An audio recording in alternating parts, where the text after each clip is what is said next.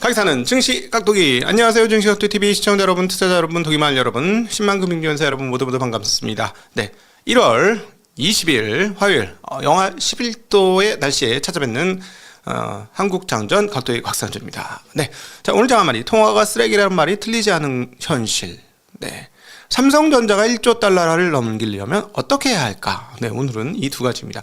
자, 오늘 일단 미국 시장이 마틴 루터 킹 데이였기 때문에 시장이었습니다. 그래서 별반 변동이 없어요. 자, 일단 뭐 채권은 전혀 변동이 없지만 우리는 미국 채권 말고 다른 채권 보러 가야 되겠죠? 채권값 전체 보면서 한번 확인해 볼게요. 자, 채권, 네, 어디 채권에 문제가 있느냐? 네, 맞습니다. 일본 채권에 문제가 있어요. 지금 이거 완전히 미쳐 있는데 2.26%예요. 지금 일본 채 어쩌려고 저러나? 진짜 30년물 3.6%예요. 와, 이거 실화니? 와, 이거 완전 심한데? 뭐 이런 생각이 드는데, 이거 최근 흐름이에요. 금리 최근 흐름 미쳤죠? 자, 미쳤죠? 네, 미쳤어요. 지금 금리. 왜냐면 와, 이거 봤죠? 지금 상황 어떤지.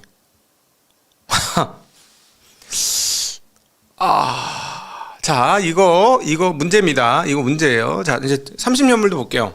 아니, 30년물은 꾸준히 올라갔고 10년물은 조금 뒤늦게 움직였는데, 지금 이번 거는 10년물이 미친 듯이 올랐어요. 자, 이제 다 돌리고, 자, 30년물 볼게요.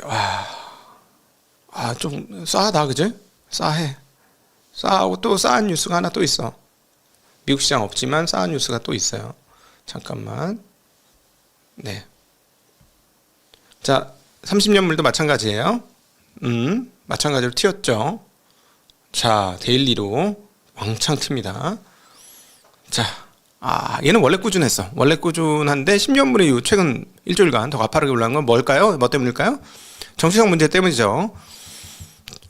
중의원 선거, 재선거 하겠다. 조금 신기하긴 했어. 어떤 느낌이었어요? 우리 이재명 대통령이 갔을 때 마치 우리 갑자기 또 이름 까먹었다. 사나의 총리께서 솔직히 저는 개인적으로 점점 친일이 되고 있어가지고 일본 사람들을 잘 이렇게 우리 직원으로 포섭을 해가지고 이 제조업을 하면 우리나라 진짜 잘 되겠다. 서로 잘 되겠다. 응? 거기 기술 있는 애들을 다 우리 리더십이 딱 잡아가지고 하면 진짜 잘 되겠다. 이런 어떤 친일적 발상이 계속 되고 있어요. 이거 진짜 되겠는데? 막 이런 생각이 많이 드는데, 그럼에도 불구하고 일본이 누가 봐도 아직까지 우리나라보다 인구빨도 크고, 그 다음에 전체 뭐 GDP 규모도 대단하고, 그래도 올해도록 선진국이잖아. 유럽보다 훨씬 좋은 선진국이고 크잖아. 근데 야, 한국 대통령이 갔는데 일본 총리가 폴더 인사를 했어. 와, 근데 조금 이상한데. 저 다테마이는 뭐지? 저 다테마이는 얘네들 뭐 분명히 원하는 게 있을 텐데, 뭔가 원하는 게 있을 텐데, 근데 우리가 특별히 줄 게 없는데 이상하다 했더니 결국은 그 폴더 인사가 뭐였습니까? 지금 보니까 일본 국내 점유율이에요. 일본 국내 점유율을 올려가지고, 이게 자꾸 이 산업으로 분석을 하다 보니까 점유율이라는 말이 나오네. 점유율 아니면 뭡니까? 지지율. 네, 지지율을 바탕으로 이제 헤게몬을 빡 잡겠다는, 거기서 나온 야심찬 폴더 인사였다 라는 정리가 되는 거죠. 그러니까 그렇게 하고 나서 지금 뭡니까? 네, 500원짜리 슈퍼챗은 없는 거예요. 자, 그랬더니 이 금리 상황이 이렇게 됐죠. 금리 상황 다시 한번 볼게요. 이거는 지금 이 정상적인 상황이라고 보기가 어려울 정도. 이거는 좀 너무 심한 거 아니에요? 네, 이거 조금 짧게 볼게요. 짧게 봐도 이게 지금 30년 2.7을 3.5% 갔어. 3.6이구나. 네, 3.6이 갔어. 와, 이거는 좀 심한 것 같아요. 30년 3.6? 미국식으로 가는데? 근데 이게 지금 여러분 말이 안 되는 게 뭐냐면 통화가 약세인데 금리가 올라가는 거잖아요. 보통은 금리가 올라가면 그 돈을 갖고 있으면 이자를 많이 받으니까 돈값이 올라가야 된단 말이에요. 즉 환율이 떨어져야 되거든요. 근데 이게 지금 헤게모니를 잡아가지고 끊임없이 돈을 풀 거라고 생각하니까 이런 일이 벌어지는 겁니다. 자, 그러나 어쨌든 일본의 금리가 올라가면 여러분 어떻게 될까요? 자, 우리 또 떠올려야 되는 단어 있죠? 뭐죠? 실제로 되든 안 되든 떠올려야 되는 단어 뭡니까? 이제 자동으로 빵빵 터져야지. 자동으로 빵빵. 저거죠. 네, 저겁니다. 1번 and carry return을 생각하셔야 돼. 그죠? 이거 그래서 좋은 뉴스 아니에요. 이거 좋은 뉴스입니다. 국제금융적으로 보면 이거 조금 애매하네 뭐 이런 생각 들고요. 자, 그다음에 통화 볼게요. 그럼에도 통화는 일단 얘는 저 노는 날이니까 그렇다 치고 내일 한번 봐야 되겠는데, 통화가 만약에 여기서 통화까지 강세로 가잖아요, 여러분. 최근은 신입생들을 위해서 말씀드릴게요. 자, 찾아야지. 또 찾아야지. 잠깐만. 여기서 통화까지 강세가 갈 경우 어떻게 될 것이냐. 자, 일단 하나하나 복습 차원에서, 오늘 미국 시장 없었으니까 재미나게 복습 차원으로 갑시다. 자, 잠깐만.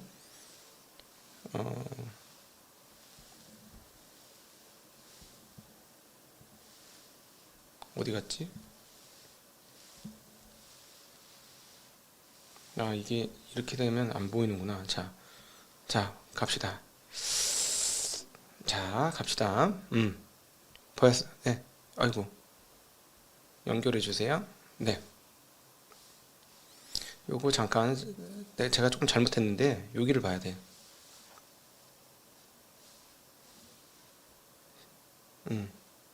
어디 갔지? 네, 눈이 안 보여가지고. 저기 제일 꼭지점 있죠? 네, 꼭지점으로 갔다가 요 자리에요, 요 자리. 자, 요 자리 제일 꼭지점으로 갔다가 갑자기 엔화가 160엔 갔다가 어디까지? 154엔이 깨집니다. 가운데 제일 높았던 자리에서 큰 산처럼 떨어지는 거 있죠? 뾰족한 절벽산처럼. 저렇게 됐을 때 저게 왜 저렇게 됐죠? 금리 올리겠다고 하니까 그러면은 엔캐리 청산되는 거 아니야? 그래서 엔화가 강세가 갔죠. 그래서 저러고 나서 이제 어떻게 됐다? 주식시장이 골로 갔다. 기억나시죠? 작년도 8월 달에 일본 주식시장 10% 빠진 거. 자, 그러면서 이제 국제적으로도 아주 난리 났어요. 자, 그래서 여기서 일본 금리가 오르는데 일본 엔화까지 강세를 가서 154엔을 갖다가 그냥 순식간에 처박는다. 강세로 간다. 그러면 위기가 발생할 수도 있다. 라는 점은 감안하셔야 되고, 그다음 미국 국제금리가 지금 전일 기준으로 4.267이었잖아요. 4.267. 4.267이니까 이것도 결코 긍정적이진 않다라고 말씀드려야 될 것 같아요. 자, 그래서 궁금하신 분들을 위해서 1번 니케이 지수가 어딨냐? 1번 니케이 지수의 데일리 흐름을 한번 살펴볼게요.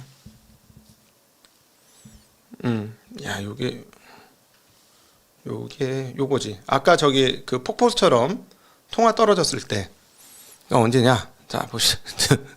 밑에 이상하게 비정상적으로 떨어진 자리 있죠? 예, 조자리입니다. 조자리. 자, 조자리 저 난리가 났던 때가 바로 엔화 강세되고 했던 때하고 일치하는 때입니다. 예. 주식시장이 먼저 좀 떨어지기 시작했고요. 주식시장 먼저 떨어지고 엔화 강세가 추가적으로 이루어지자 폭락을 했습니다. 폭락을. 아주 난리가 났었죠. 자, 그래서 이렇게 되면은 일본 같은 세계적인 국가가 흔들려 버리면 가치 영향을 미칠 수 있다라는 점 감안하셔야 되고, 원자재까지 보고 바로 갈게요. 자, 원자재 가격은 금가, 은 가격은 완전 미쳤습니다. 사상 최고치 계속 달리고 있어요. 완전히 사상 최고치 지금 가고 있습니다.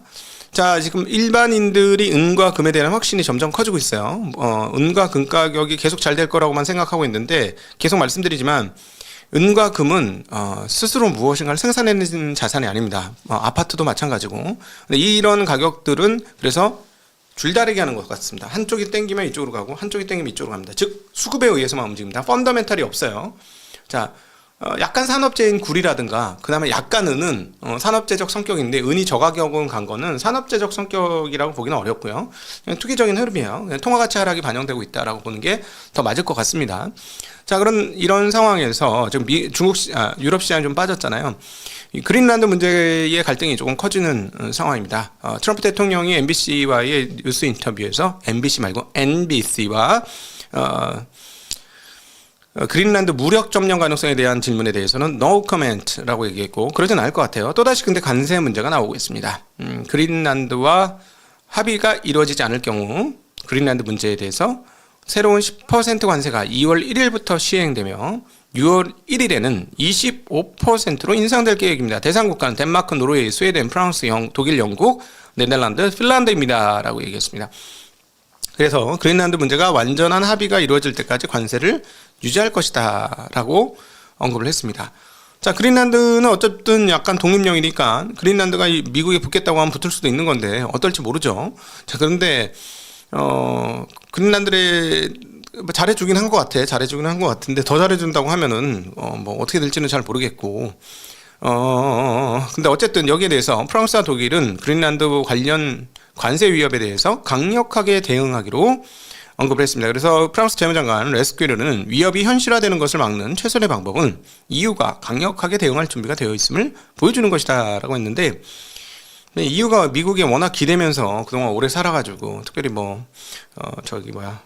무력 체계, 방위 체계, 방산 체계들이 아예 지금 무너져 있는 상황이라서 과연 미국이 저렇게 할 때 이겨낼 수 있을지 모르겠어요. 오히려 지금 유럽은 이거 안 하겠어요? 정한수 떠놓고 비나이다.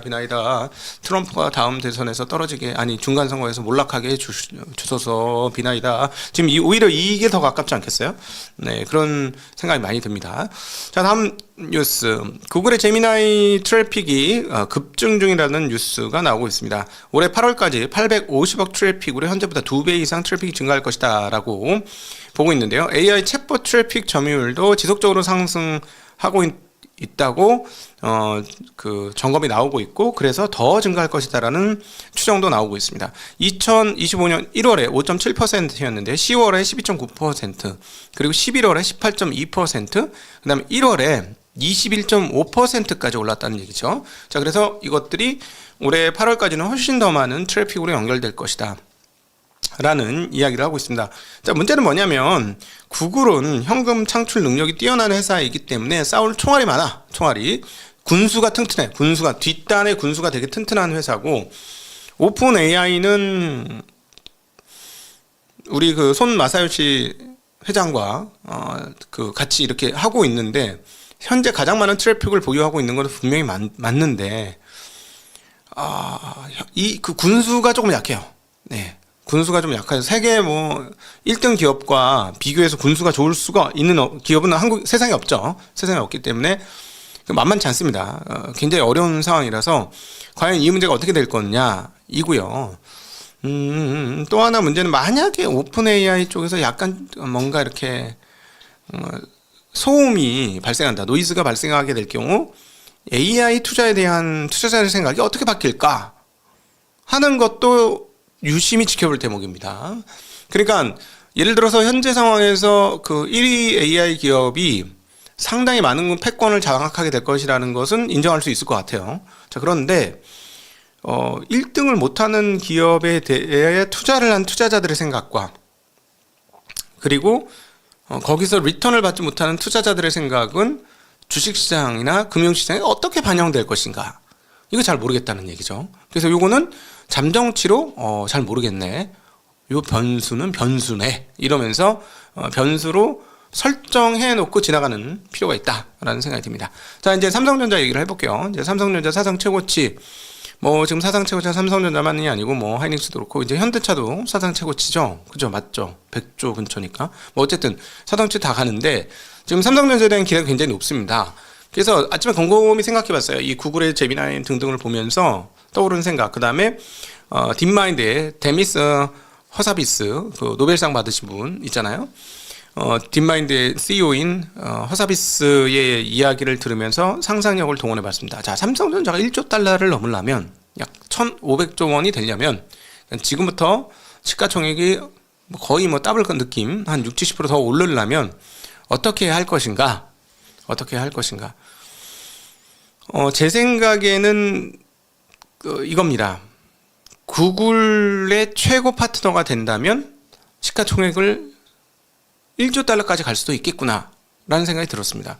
자, 단순 부품업체에서 글로벌 협력업체로 도약이 필요하다라는 것이 증시각도기 TV의 삼성전자 1조 달러를 위한 제안이 되겠습니다. 왜 이런 생각을 했냐면 애플조차 쉬리 대신 제미나이를 쓴다고 했습니다. 이거 매우 중요한 상황인데요. 근데 기존에 구글과 협력사 중에 가장 큰 협력사는 누구인가요? 어차피 삼성이었거든요. 그렇죠? 왜 안드로이드 폰의 세계 최고 점유율 누구? 삼성. 그러니까 애플도 협력을 하는 관계이긴 하죠. 왜냐하면 광고비를 줬으니까, 구글이 애플한테 광고비를 막 몇십억 달러씩 줬으니까 일종의 협력 관계이긴 하지만 사실상은 그거는 구글이 자체적인 디바이스를 안 갖고 있기 때문에 생긴 협력 관계이고, 사실상 구글의 가장 강력한 협력사 중에 하나는 역시나 삼성이죠. 삼성이 협력사입니다. 물론 TSMC도 협력사이긴 합니다만. 그러니까 이 말인즉슨 구글은 모든 걸 다 가진 회사인데 한 가지가 부족해요. 뭐가 부족할까요? 하드웨어 디바이스가 부족합니다. 그래서 제가 생각했을 땐 구글은 디바이스에 대한 염원이 정말 강렬할 것이다 라는 생각을 합니다. 그러니까 뭐 자기가 생각할 때 우리가 뭐 소프트웨어 기술이라든가 뭐 이런 기술들은 다 이게 우리가 오픈 그 소스 진영에서는 완전 글로벌 탑 원탑인데 지금 애플한테 약간씩 뒤지는 이게 뭘까 하면 결국은 디바이스 거거든요. 소비자 손에 하나씩 다지고 있는. 그래서 이 소프트웨어를 가지고 있는 업체가 하드웨어와 일체화시키는 그런 열망과 꿈은 분명히 있을 거다라는 생각을 저는 상상을 합니다. 그런데 그래서 이제 막 만들잖아요. 뭐 픽셀이고 뭐고. 근데 별로 글로벌리 히트를 제대로 잘 못 치잖아. 그러니까 왜 그럴까? 결국은 소프트웨어로 출발한 회사예요. 애플은 처음부터 디바이스로 출발한 회사고, 디바이스로 출발했지만 소프트웨어에 대한 확실한 기술 그거 있잖아. 그거 누구야? 어디? 넥스트 뭐지? 그거? 잡스가 만든 회사 있었잖아. 쫓겨나가지고. 어쨌든 그렇게 해서 디바이스와 소프트웨어가 결합을 하는 회사 아닙니까? 훌륭하게.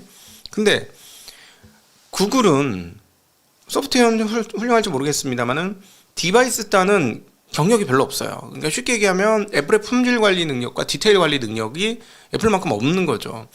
그러니까 구글은 최대 과제는 디바이스에 어떻게 진출할 것이냐라는 건데, 이 문제를 스스로 해결하기에는 한계가 좀 있다. 이 문제를 해결해 줄 사람이 필요하다. 그러면 여기서 누구를 뽑아야 돼? 팀 쿡을 뽑아야 돼? 그럼 팀 쿡이 가겠어? 네, 아닌 거죠. 자, 그러니까 그 디바이스 단을 누군가 해결해 줘야 됩니다. 그리고 그것도 핵심은 애플처럼 디테일이 강하게. 여기서는 디테일이 핵심이에요. 왜냐하면 중국 업체하고는 가성비는 있지만 디테일은 아직 한참 멀었거든. 그러니까 사실은 삼성전자와 애플의 차이도 디테일 단의 차이인데, 그나마 중국과 삼성의 차이보다는 삼성과 애플의 차이가 좁을 테니까 이 디테일을 해결해 줘야 된다라는 거고요. 이거는 이제 삼성의 과제인데, 어쨌든.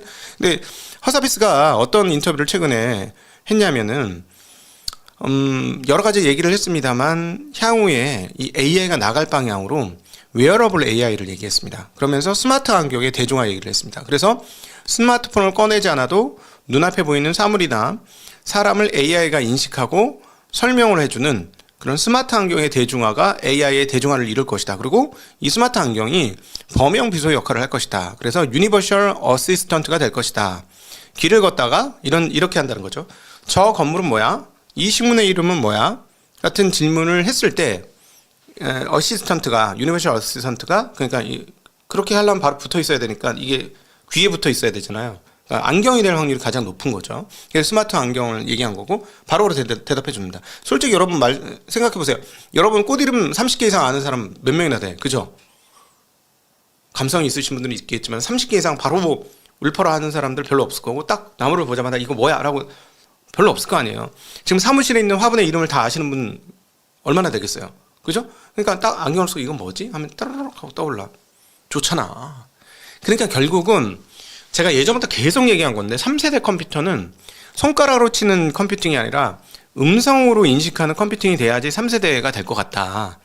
그러면 이게 혁명적인 일이다. 그래서 그때 옛날에 쉔이 나오고 막 이거 뭐야 이거 쓰는 거 나왔을 때 와 이거 되는 거 아니야? 드디어 애플이 하는 거 아니야? 했는데 망했죠? 망했어. 역시나 편리성이 없으면 꽝이야. 모든 거는. 인간은 그 어떤 것보다 편리함을 추구하고 뇌의 기전이 편리성에 편향되어 있기 때문에 편리해야 되는데 편리한 게 실패했죠. 예, 애플이 그걸 간과한 거예요. 기술적인 한계도 있었겠지만. 자, 그런데 어쨌든 그러면 이 AI가 훨씬 더 프로그래밍이 가벼워지면, 그리고 또 하나 온라인화돼서 네트워킹화가 되면 가볍게 만들 수 있죠. 저쪽 서버는 무겁게 가고 여기는 가볍게 가고, 그래서 그게 통신으로 연결이 되면 이렇게 가볍게 써도 뭔가 대답을 해줄 거 아니에요.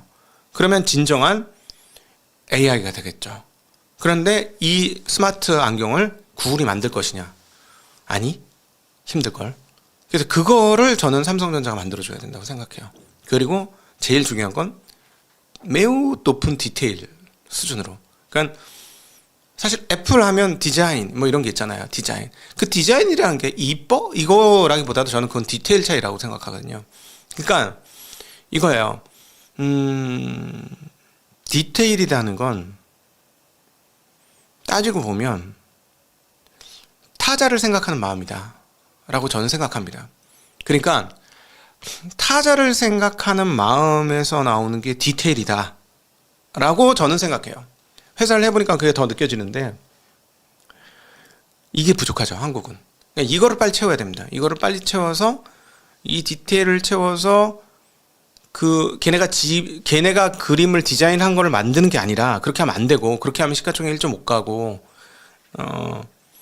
제안을 하는 거예요. 이렇게 만들어서 갈 테니 너희의 소프트웨어를 여기다 심자. 이렇게 가자라는 얘기죠.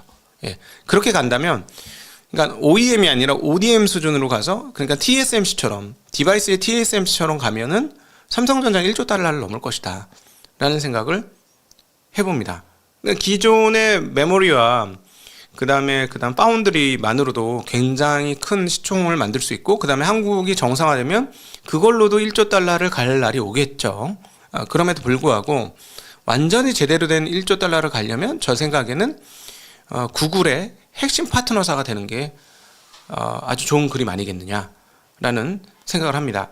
중국과 격이 적고 또 중국이 따라올 수 없는 디테일 값을 미국하고 세계의 이런 그 웨어러블 AI를 쓰고 싶은 소비자들은 원할 거예요.